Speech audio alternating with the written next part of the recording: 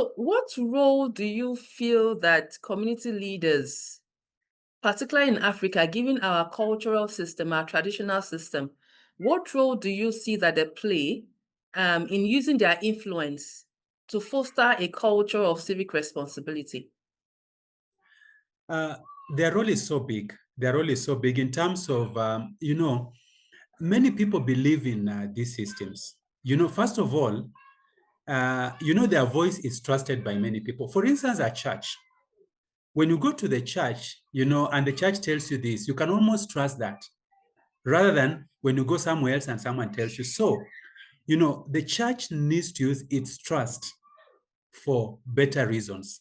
Even the mosques, even the chief barazas, even these small groups in the community, even this small leadership, people elected you because they trust you, because you have a voice that people can look to. And so we need to use those systems, those voices of trust to challenge and change the system and bring education to the system. Mhm. Yeah. So, when it comes to politics and elections, I see that a lot of politicians tend to cut, um, you know, community leaders. They go to church. You see some people just appear in churches or mosques, or even like in specific, very strong communities. And sometimes we find that some community leaders are actually, in quotes, bought over. What's your view on this, and how can we change that narrative such that our community leaders use their influence positively for the good of their communities? One of the things that I've learned in this life is to define your value, define your cost, define the things that you can trade and the things that you cannot trade. Define your minimum value and say, I can do this, I cannot do this. So you see, sometimes we have defined our value so cheap. We are so cheap that someone comes and gives us a car and then we sell our community. And that is what is going to happen. It has happened in Kenya so many times. And unfortunately, let me just give you an example of my country today. My country today, the church is so quiet. The church is not speaking. There is no influence. There is the Evangelical Alliance. They're not speaking.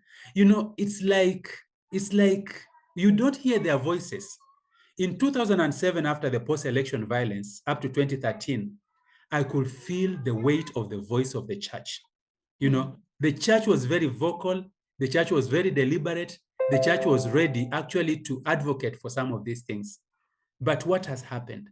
So from 2022 up to now, the church has been so quiet, except for the bishops of the Catholic Church. They've been speaking. So one thing that I'm trying to say is I've seen many people bought, and they're not bought with a lot of money. Very few coins, they're bought cheaply, and it shouldn't be. So again, it's very hard to say what needs to be done. But I think what needs to happen is it's a personal conviction. What do I believe in? What is my belief system?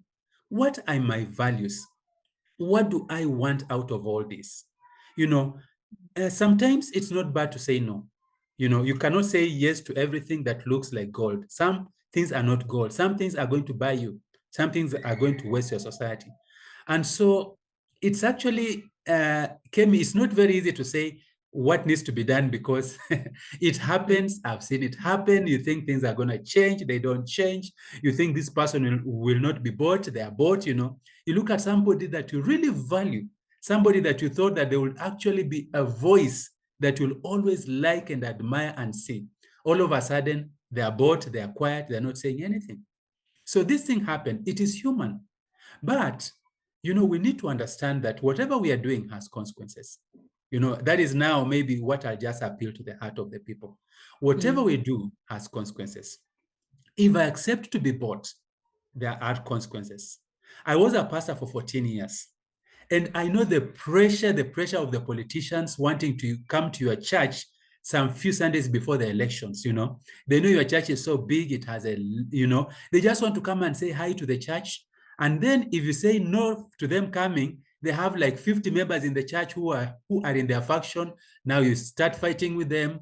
So it's just like a trickling down effect, So the pastors are under pressure, the bishops are under pressure, the community leaders are under pressure. You say this, you say no to them, you lose this. I know of a pastor who lost his position just because he said no. He said no to a pastor coming, he said no to a politician coming to his church to speak, and he lost his position. And this thing has happened everywhere. Some politicians, what they do is that they get good connections. They go to the bishop up there. They buy the bishop. So you down there at the local level, you cannot say no. So what is going to happen is this: personal conviction. And that is what I really insist. And ultimately, what I've actually been talking about is just capacity building, having education, and also, the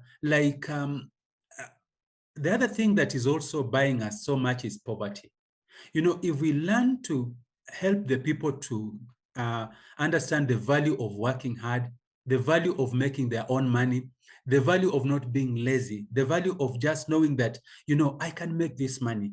If this person is going to buy me with 100,000 shillings, Kenya shillings, and yet I can work hard and make this money within a week, what is important? Should I wait for this money or work hard? So those are the things that we really need to start thinking about and changing the paradigm.